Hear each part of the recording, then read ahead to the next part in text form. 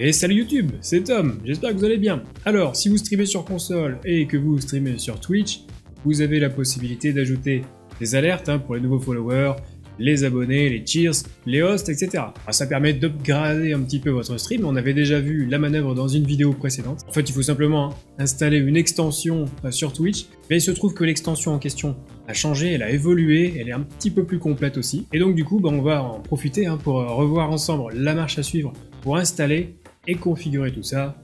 C'est parti.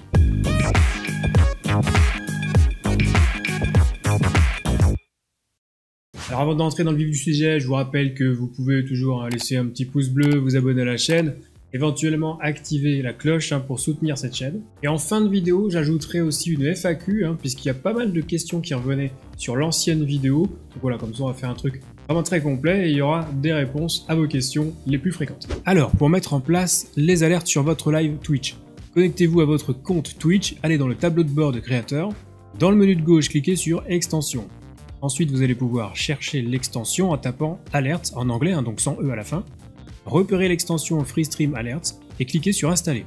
Dans la foulée, cliquez sur Configurer pour faire apparaître une nouvelle fenêtre qui va vous demander d'accorder des droits à l'extension. Alors pas d'inquiétude, c'est totalement normal et sans risque, c'est tout simplement pour que l'extension puisse communiquer avec votre chaîne. Donc cliquez sur Grant Permissions, une nouvelle fenêtre ou un nouvel onglet va s'ouvrir, cliquez sur Autoriser, attendez quelques secondes et vous verrez un message vous disant que tout a fonctionné. Vous pouvez fermer l'onglet et revenir au précédent. Dans l'onglet précédent, si rien ne s'est passé automatiquement, cliquez simplement sur Check Again et vous devriez avoir accès au contenu de l'extension. Vous avez accès à quelques thèmes gratuits et des thèmes premium également. Normalement, les thèmes premium nécessitent une licence premium pour fonctionner. Alors je dis normalement car j'ai réussi à les installer malgré tout. Je ne sais pas combien de temps ça va fonctionner, mais pour l'instant, ça fonctionne. Et au pire, le jour où ça sera plus possible, vous aurez quand même accès aux thèmes gratuits. Donc choisissez le thème qui vous plaît le plus, cliquez dessus, puis cliquez sur Install Theme Pack. Notez le petit message sur fond vert en bas à droite qui vous indique que le thème a été installé. Ensuite, vous pouvez éventuellement aller dans le menu Alerts Configurator, même si normalement vous ne devriez pas avoir besoin de modifier quoi que ce soit. Et si vous voulez tester les alertes, quelles qu'elles soient, cliquez simplement sur le bouton Open Preview pour ouvrir un nouvel onglet. Alors ne paniquez pas, le fond vert est juste là pour que vous puissiez voir à quoi ça ressemble. Sur votre live, vous n'aurez pas le fond vert évidemment. Donc revenez sur l'onglet précédent et cliquez sur un bouton de test. Revenez rapidement sur l'onglet de Preview et vous devriez voir l'animation de l'alerte.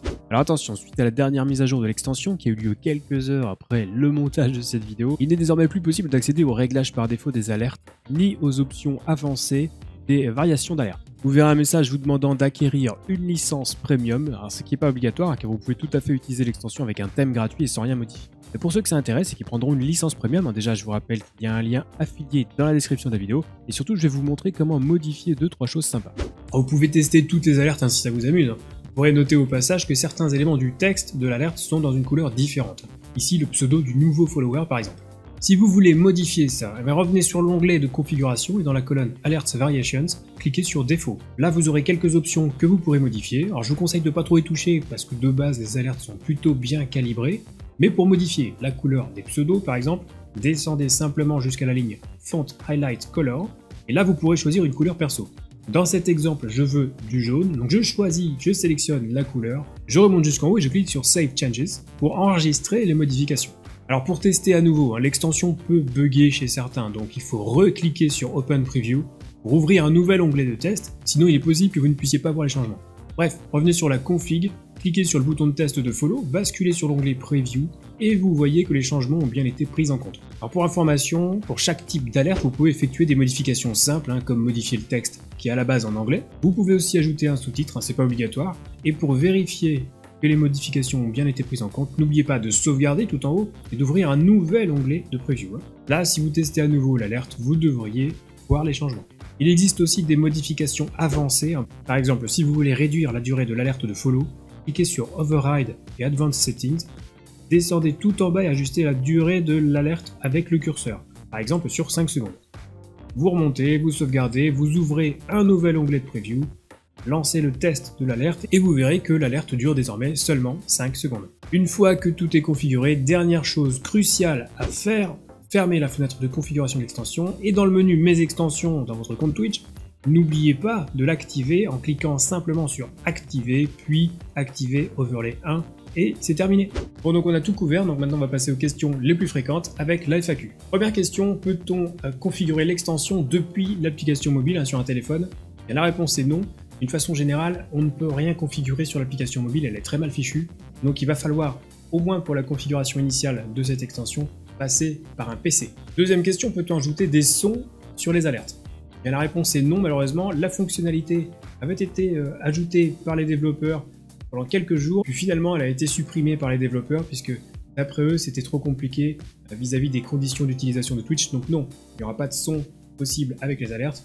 Cela dit, vous obtenez déjà une belle animation à chaque fois que vous avez un nouveau follower, déjà plutôt pas mal. Troisième question, est-ce que ça fonctionne sur mobile? Eh bien non, car Twitch n'a pas implémenté les extensions sur l'application mobile. Donc aucune extension ne fonctionne sur mobile. Donc celle-ci ne fonctionne pas, évidemment. Et les alertes ne seront donc pas visibles, malheureusement, pour les personnes qui regardent votre live à partir d'un téléphone portable sur l'application mobile.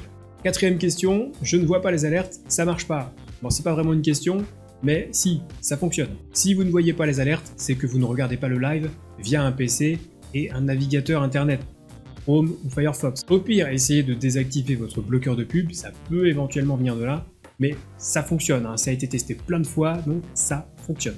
Cinquième question, est-ce que je peux mettre une alerte pour les donations? Eh bien non, là encore, car les donations ne passent pas directement par Twitch, ça passe par un service tiers type Streamlabs, StreamElements ou Tipeee, donc on ne pourra pas configurer les alertes de donation avec cette extension. Sixième question, est-ce que je vais voir les alertes sur mon écran quand je joue? Eh bien la réponse est non, là encore, puisque les alertes n'apparaissent que sur le lecteur, le player live du site Twitch, puisqu'il n'y a que là en fait que les extensions sont actives. Donc non, vous ne verrez pas les alertes sur votre écran à vous, tout comme vous ne verrez pas les alertes sur vos replays. Et ça y est, on a fait le tour, donc n'oubliez pas le petit pouce, ça fait plaisir. Et si vous avez des questions concernant le streaming, n'hésitez pas à venir me les poser dès que je suis en live sur Twitch, les lundis, mercredis et vendredis soirs. Et éventuellement, si vous avez des questions un peu plus techniques, n'hésitez pas à rejoindre le serveur Discord Zero Absolute Gaming. Et qui sait, peut-être que vous aussi, vous pourrez aider un autre streamer qui se pose des questions et auxquelles vous aurez des réponses. N'hésitez pas à rejoindre la communauté. Voilà, sur ce les amis, je vous dis à très bientôt pour la prochaine vidéo. Et d'ici là, bon stream. Du Tu beau vises jeu. le trou là? Ouais. Ouais. Oh, je suis un monstre. Oh, je suis un monstre. Oh, je suis un monstre. Oh non, j'ai pas récompensé. Oh, Oh, clippez ça les gars, clippez! t'as fait que 19. Non, mais c'est pas bien. C'est honteux. C'est honteux, monsieur. Franchement, Mais j'ai envie c'est de buter incroyable. j'ai envie de buter mon verre tellement ça mérite de mourir.